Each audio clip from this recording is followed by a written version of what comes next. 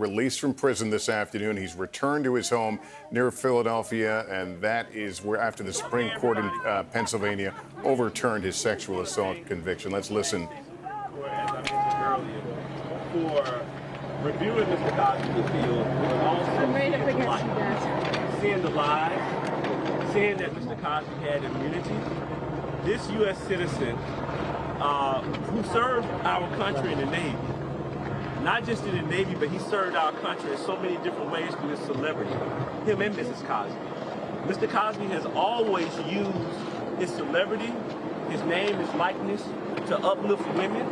This is a man who refused to perform at the White House with Nixon. Talk about it. Nixon put him on a communist list in the 60s, along with so many other great names like Dick Gregory, Jane Fonda. How could a man who was being watched by the FBI every day be raping and drugging women in the 60s or 70s, especially a black man? Today, innocence came to Mr. Cosby with the help of these wonderful attorneys. Yes, yes. To his right, you will see Ms. Jennifer Bunjean. She argued the appeal. To my left, you see Brian Perry. Yes. To Brian's left, Ashley Cohen. And then you have Haley Cohen. These are women and men They kicked ass. who from all walks of life. As I said earlier, James Brown made a song, it's a man's world, but it would be nothing without a woman and girl. Mrs. Cosby was that woman. For 57 years, the queen, the matriarch of the Cosby family, who fought for his vindication, who said he would be vindicated. And today, on this hot day, this is a hot verdict for us that we will forever cherish. Because we got one of the greatest, or the greatest entertainer alive today. Mr. Bill Cosby, this great American citizen, this American treasure, this icon, with us today. I'm going to allow Ms. Bunjean to say a few words. Ms. Bunjean? Yes, obviously we are thrilled to have Mr. Cosby home. He served 3 years of an unjust sentence. Too long. He did it with dignity and principle, and he was a mentor to other inmates. He was really, as I say, doing the time. The time was not doing him. He's a classy man. And I want to say that I can't get over it. I'm going to have to get in front of you. they were impervious to the court of public opinion, which frankly, the lower courts were not. We all along he never should have been prosecuted for this. He had every right to rely on the prosecutor's word. And they pulled the rug out from underneath him because of public opinion. And that is not how our system should operate. Absolutely. When that happens, there cannot be a just sentence. And if there had been a just verdict and a just sentence, we wouldn't be here fighting. But there was not a just sentence and a not a just verdict. And I think it's really important that we keep our eye on the ball, that our Constitution is sacred, and that we need to uphold it at all times. And I'm glad that the Pennsylvania Supreme Court saw that. I'm very proud of the team that we put together. Very proud to be part of this case. We always thought that eventually this is where it would end up. Mr. Cosby and I had many talks over the last couple of years. I predicted it, and we're here. It's a good day for the Cosby family. Mr. Cosby, how does it feel to be home? Well, he is extremely happy to be home. He looks forward to reuniting with his wife and his children. And obviously, this has been a hard few years for this entire family. And it's really a blessing for him. And he says, you know, his heart is just beating really fast, and he's happy to be here. And we have Ashley here who works on the case. Ashley, say a few words. Ashley Cohen. I'm just honored to be part of such an amazing team. These lawyers did an incredible job, and I'm just so thankful to be a part of it and to help Mr. Cosby, and I'm just proud to be here and watch him get released.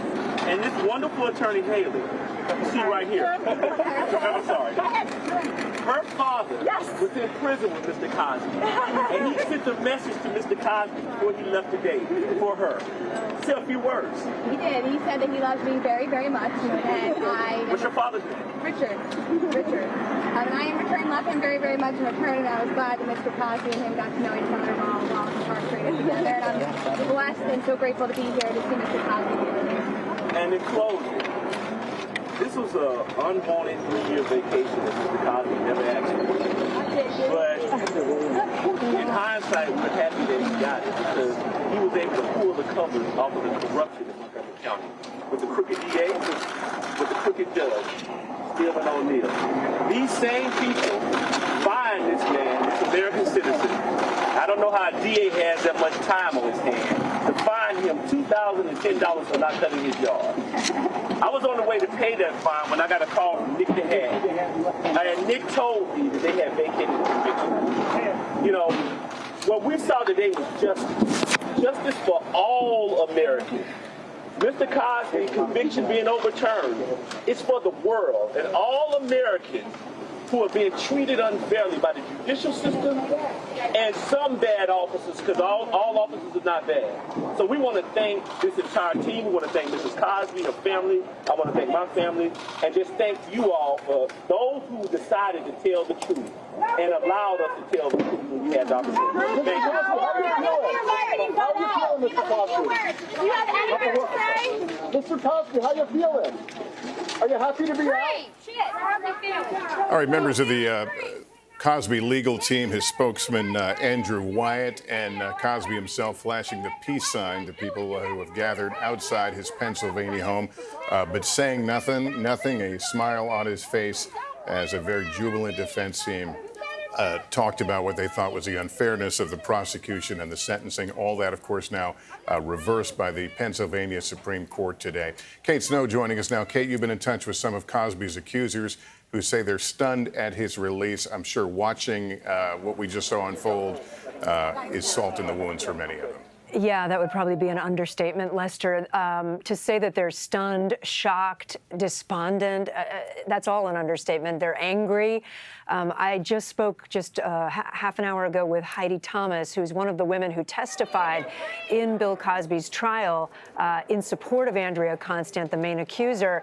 And she's floored. I mean, she said she couldn't believe it when she heard it. She's angry that this happened. She feels like justice has been undone. She feels like even though the jury believed them in that courtroom, it has now been undone by the Supreme Court of Pennsylvania, and she doesn't see a path forward to hold Bill Cosby to justice because many of the accusers now have cases that date back so far that they are beyond the statute of limitations. That said, I texted with another accuser, Eden Turrell, who said, we need to move forward now. We need to continue as part of the Me Too movement and find a path forward to build on what has been done.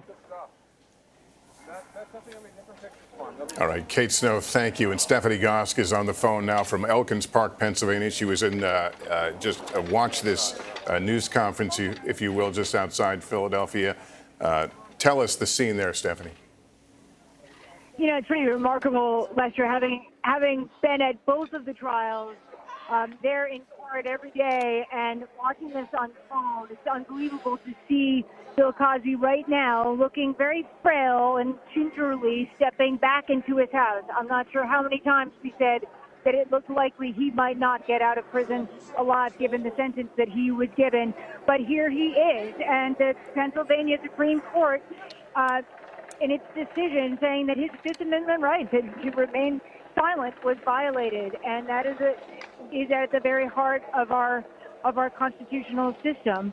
However, it is a technicality, and the evidence that was heard, the things that were heard in court, that deposition that was given, was what the jury used to convict him, and that for a lot of people is not going to feel like justice. As Kate was saying, a lot of the women who accused Bill Cosby of sexually assaulting them, the statute of limitations had expired for those women. They saw this trial as being justice for them, and now it has been thrown out. Yeah, the testimony we heard in the trial is what it is. This was, as you note, a decision based on a previous agreement with another district attorney and whether that was binding, that would have shielded him from prosecution. Let me bring in NBC legal analyst Dani Vallas, who, Dani, just kind of sum up, if you will, what this court was saying. Then the prior district attorney, Bruce Castor, essentially made a promise when he made a public signed press release that said that he would not prosecute Cosby, and that he did so with the intent that Cosby would give up his Fifth Amendment privilege against self-incrimination. In other words, that Cosby would willingly sit down for a civil deposition and expose himself to civil liability. And irrespective of whether or not there was an explicit agreement between the two, it was really about that public promise that the court said caused Cosby to respond to his detriment and rely on that promise. And for that reason, even if there was not a legitimate contract or all the rules weren't followed in Pennsylvania for granting immunity, the court concluded that promise must be enforced. It's the only remedy that works here. And the court said it does not bar prosecution lightly. This is a rare remedy, and you're seeing it here. And in fact, Lester, what you're seeing right now,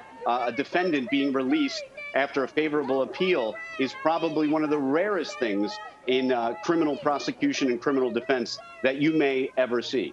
Yeah, and when we see these type of things, typically it's because a question of guilt or innocence. This was not undermining anything that was in testimony in this case or any facts put forward, just the manner in which they were put forward, correct? This decision has nothing to do with the credibility of Andrea Constand. It has nothing to do with the credibility of the women who came in and testified that Cosby may have done similar things to them in the past. In fact, the decisions that led to this case being thrown out were made years and years before, arguably, some of the prosecutors were ever even actually prosecutors. Those decisions were made when I was just out of law school. They were made a long time ago by people who weren't involved in the prosecution. They have nothing to do with how the prosecution put on their factual case. Andy, good to have you along with us. Thank you very much. We'll have more on all this tonight on NBC Nightly News. I'm Lester Holt. Thank you for watching. We'll see you a bit later on.